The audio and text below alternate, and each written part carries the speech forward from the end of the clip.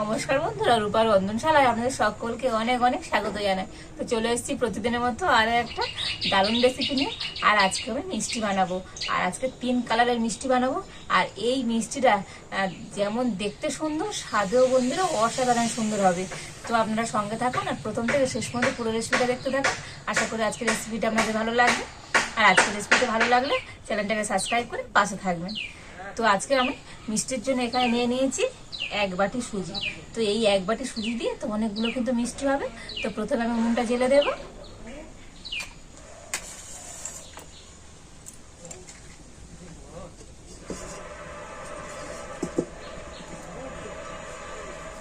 তো প্রথমে আমি কড়াইতে দিয়ে দেবো 1 চামচ ঘি।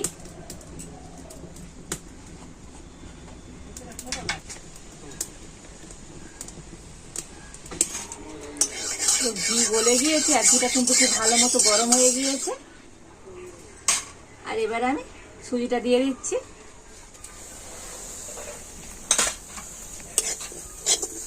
তো ঘিয়ের সাথে সুজিটা আমি একটু হালকা করে ভেজে নেব। তো সুজিটা কিন্তু একটু হালকা করে ভেজে নিতে হবে, একেবারে যেন লাল না হয়ে যায়। তো সুজিটা কিন্তু আমি হালকা করে ভেজে নিয়েছি। আর এখন আমি দিয়ে দেব দুধ। তো এখানে কিন্তু গরুর দুধ আছে, তো দুধটা আগে থেকে ফুটিয়ে আমি জাল দিয়ে রেখেছিলাম। তো এখন আমি দিয়ে দেব।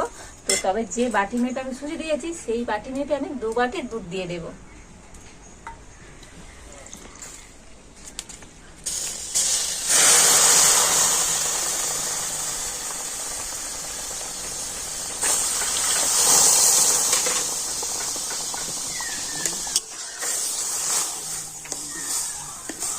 তো এবার আমি সব কিছু ভালোভাবে নেড়ে চেড়ে একটা শক্ত ডো তৈরি করে নেব। তো সুজি কিন্তু এবারে নাড়লে সুজি কিন্তু খুব তাড়াতাড়ি শক্ত হয়ে যাবে। তো দেখুন কন্টিনিউ নাড়তে নাড়তে তো এইভাবে কিন্তু শক্ত হয়ে যাচ্ছে।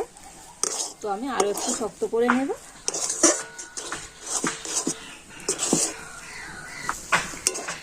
তো দেখুন সুজির ডোটা কিন্তু আমার একদম রেডি হয়ে গিয়েছে। আর এইরকম কিন্তু একটু শক্ত করে নিতে হবে। তো দেখুন এইরকম হয়েছে। তা এখন আমি নামিয়ে নেব।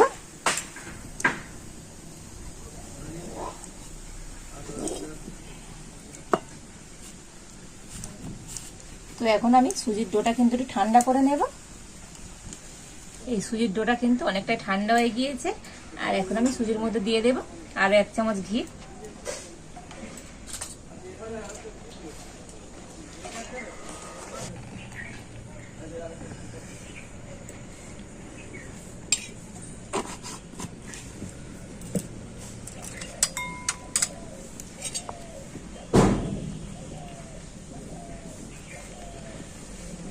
আর দিয়ে দেব 2 চামচ ময়দা।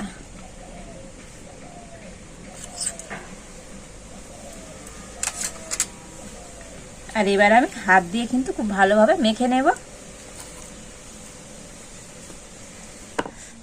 আর এই ডোটা তো খুব সুন্দর করে কিন্তু মাখিয়ে নিতে হবে, একদম মসৃণ করে।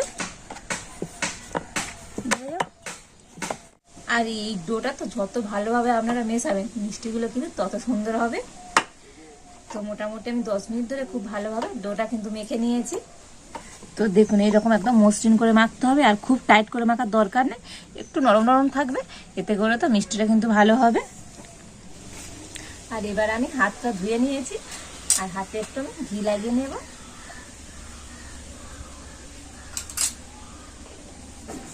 তো হাতে ঘি দিয়ে আর এবার আমি মিষ্টিগুলো তৈরি করে নেব। আর এবার আমি এই মিশ্রণ থেকে অল্প অল্প করে নিয়ে মিষ্টি তৈরি করে নেব। তো যেহেতু আমি আগে ছোট ছোট মিষ্টি তৈরি করব, সেই জন্য একটু অল্প করে মিশ্রণটা নিয়ে নিলাম। আর আজকের আমি মিষ্টিগুলো এইভাবে লম্বা করে বানাচ্ছি বন্ধুরা, চমচমের মতো শেপ দিচ্ছি। তো আপনারা চাইলে গোল শেপ করে করে নিতে পারেন। তো দেখুন এই একটা মিষ্টি আমি তৈরি করে নিয়েছি।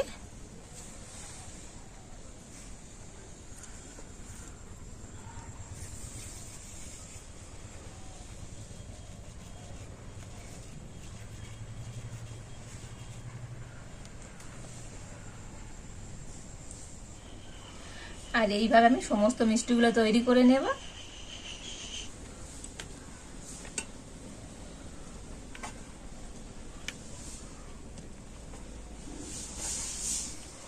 তো এই সমস্ত মিষ্টিগুলো আমি তৈরি করে নিয়েছি। আর কত সুন্দর দেখতে হয়েছে বন্ধুরা, দেখুন মিষ্টিগুলো। আর এবার আমি চিনির শিরা তৈরি করে নেব। তো তার জন্য এখানে আমি 1 বাটি চিনি নিয়েছি। তো যে বাটি মেপে আমি 1 বাটি সুজি নিয়েছি সেই বাটি মেপে আমি 1 বাটি চিনি নিয়েছি। তো চিনিটা এখন কড়াইতে আমি দিয়ে দিচ্ছি, আর ওই বাটি মেপে দিয়ে দিচ্ছি 2 বাটি জল।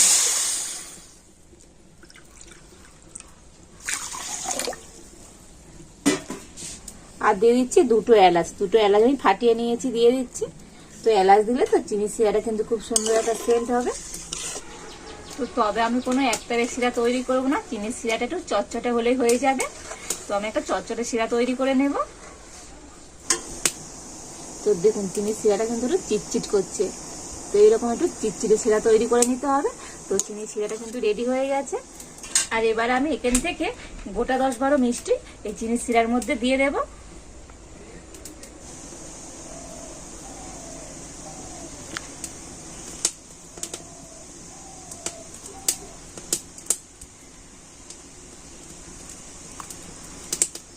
তো আমি 15টার মতো মিষ্টি এখানে দিয়ে দিলাম।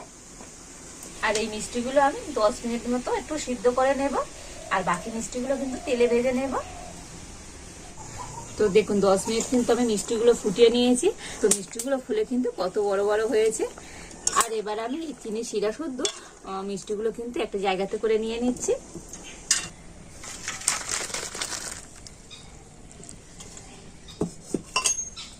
আর এখন আমি এই মিষ্টিগুলো ঢাকা দিয়ে রেখে দেব। আর এবার আমি কড়াইতে দিয়ে দেব তেল।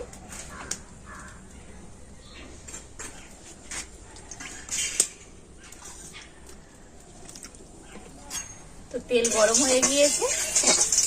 আর এখন আমি এখান থেকে অর্ধেক মিষ্টি তেলের উপর দিয়ে দিচ্ছি।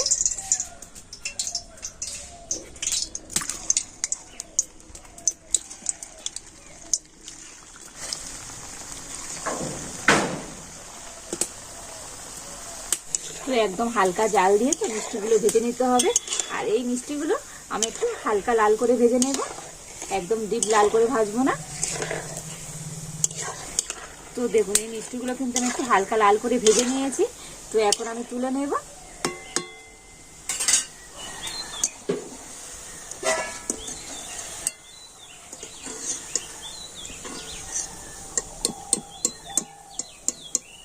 তো এখন আমি এই গরম মিষ্টিগুলো নিয়ে এই চিনির শিরাতে দিয়ে দিচ্ছি। দিয়ে আবার ঢাকা দিয়ে দিচ্ছি। আর এবারে বাকি মিষ্টিগুলো আমি ভেজে নেব।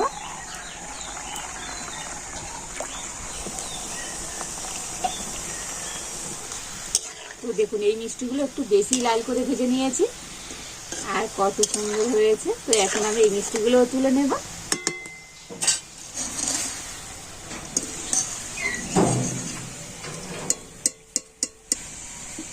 এখন আমি এই মিষ্টিগুলো চিনি শিরার মধ্যে দিয়ে দিচ্ছি। তো সমস্ত মিষ্টিগুলো কিন্তু চিনি শিরাতে দিয়ে দিয়েছি। আর এখন আমি এই সমস্ত মিষ্টিগুলো ঢাকা দিয়ে 30 মিনিট রেখে দেবো। তো 30 মিনিট রাখলে তো মিষ্টিগুলোর ভিতরে ভালো করে চিনি শিরাটা ঢুকে যাবে। তো তারপর আমি দেখাবো আজকের এই মিষ্টিগুলো কেমন হয়েছে। তো প্রায় 30 মিনিট পরে আমি এই মিষ্টিগুলো থেকে ঢাকা খুলে নেব। আর দেখুন বন্ধুরা মিষ্টিগুলো ফুলে একদম ডবল হয়ে গিয়েছে, কত সুন্দর হয়েছে দেখুন। আর এই মিষ্টিগুলোর ভিতরে কিন্তু খুব ভালোভাবে চিনির শিরা ঢুকে গিয়েছে। আর দেখতে হয়েছে দেখুন বন্ধুরা অসাধারণ সুন্দর। তো এখন আমি মিষ্টিগুলো এই চিনির শিরা থেকে তুলে একটা প্লেটে করে নিয়ে নেব।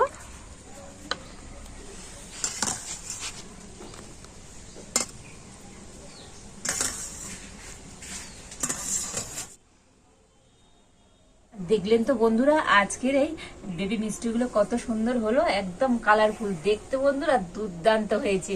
আর এখন আমি আপনাদেরকে দেখাবো যে মিষ্টিগুলো ভিতর থেকেও কত সুন্দর হয়েছে।